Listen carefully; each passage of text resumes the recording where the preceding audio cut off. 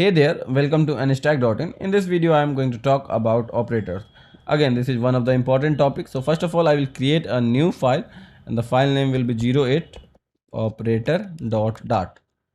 So let's start from the basics. So first of all, I will create two integer int a equals to 10, int b equals to 5.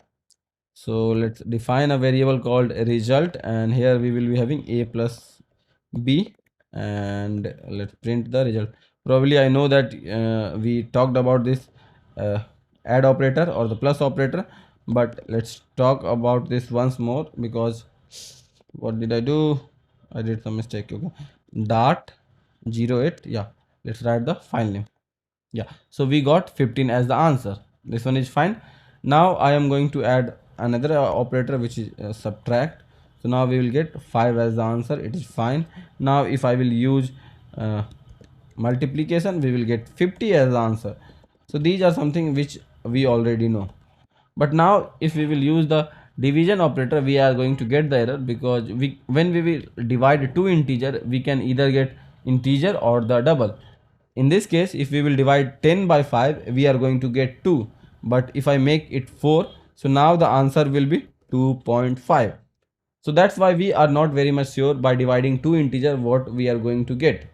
So probably sometimes we will get integer, sometimes we will get double. So it is better to take double as the data type. That's why it is giving us error and telling us to use the double. Okay, so this is fine. Somehow I am agree with this, making this double as fine. Let's run this, and we are getting 2.5 as the answer.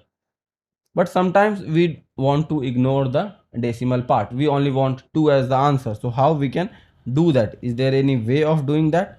So yes, there is a way of doing that, which is using a tilt sign. And let's make it integer. Yeah, so now when you will use the tilt sign, what this is going to do, this is basically going to make this as an integer and truncate it by leaving the decimal part. It will just forget the decimal part, and it is just going to give you integral part. So we will get 2 as the answer. So let's run this. Now you can see that we are getting 2. So this is again one of the operator which is very much important most of the time, because every time we do not want the decimal value. So let's talk about remaining operator, which operator is remaining. Okay, so the next operator which is remaining is about finding the remainder. So how we can do that? So sometimes we want to find that after division, what is the remainder, or what part is not divisible by that number. So here in our case, when we divide 10 by 4, so like when we divide 10 by 4, it gives us 2.5. It means that it get divisible by 4 for two times, for the two times, for next, and after that it is not divisible. So it can be also written like this, uh, 4 into 2, which is equal to 8, and 2. So I hope you understand this part. So it can be written like this. So you can see that the remainder is 2. So now if I will use the percentage sign, or which is also called as modulo, or yeah, when I am using this, if I will run this, let's run this, you can see that I am getting 2. So whenever you are using percentage sign or modulo, you are going to get the remainder. So I hope you got this point. So let's make it 3. So if I will make it 3, so what is going to happen? 3 into 3, which will be 9, and now the remainder is going to be 1. So we are expecting 1 as the answer. So I hope you got this point too. So let's move further and let's talk about last operator, which is increment and decrement. Okay, so let's make a int a, and let's make it 10, and let's print a.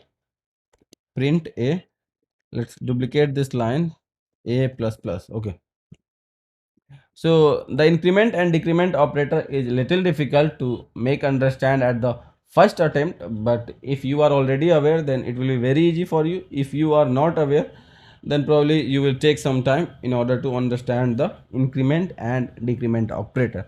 So let me give a try, and let me try to explain this to you. So here we are having a as the value 10. Now I am printing a. After that I am doing the increment part, a plus plus. So you can see that I am doing a plus plus, and in the next line I am doing again print a. So let's run this and see what we are getting. We are getting 10 and 11 as the output. So we can use the plus sign before also, like before the a and after the day. After the a, if I will run, I will get same output. You can see 10 and 11.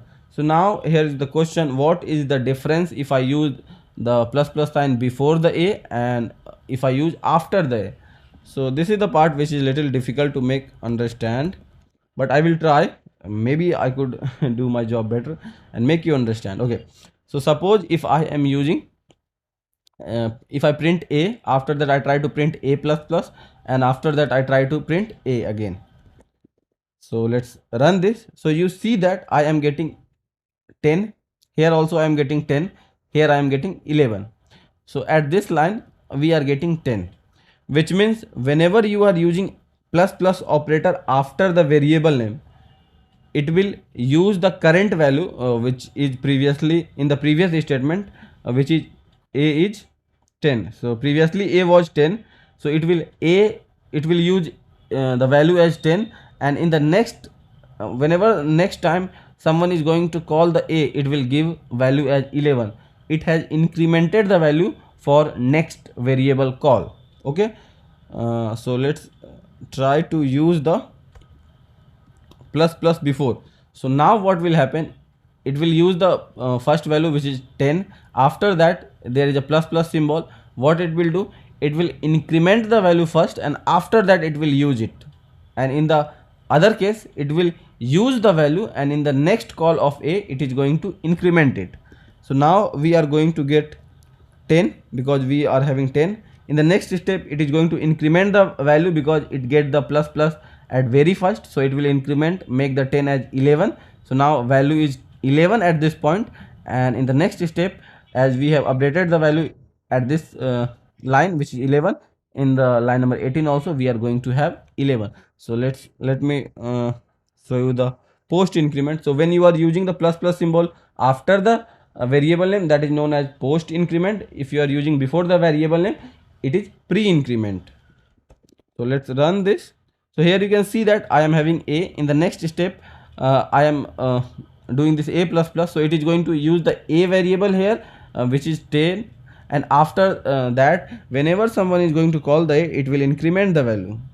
It will use the value what it was originally, and in the next step it will increase it. And in the pre-increment it will first increment the value, after that it will start using it, and in the post increment it will use the value, and after that it will increment it.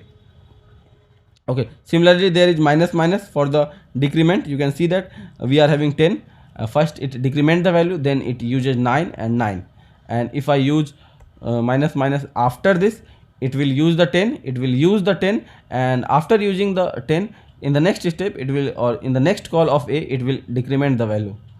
So let's run this. You can see 10 10, and in the next call here it decrement the value. So this is how it works. If it does not make sense, or if you did not understand, no problem at all. This is not very much important that you understand this at very first attempt, but this is something very important which will be used a lot in the programming. So try to understand it as soon as possible. Read some article about this and see some demo. Yeah, this is what I can suggest to you. So thank you. If you have any question, let me know, other than pre-increment and post-increment, because making you understand this is could be difficult for me. If you have already understood, it's very good. If you have not, you should read some article or see some demo or animations that will make you understand in a better way. Thank you.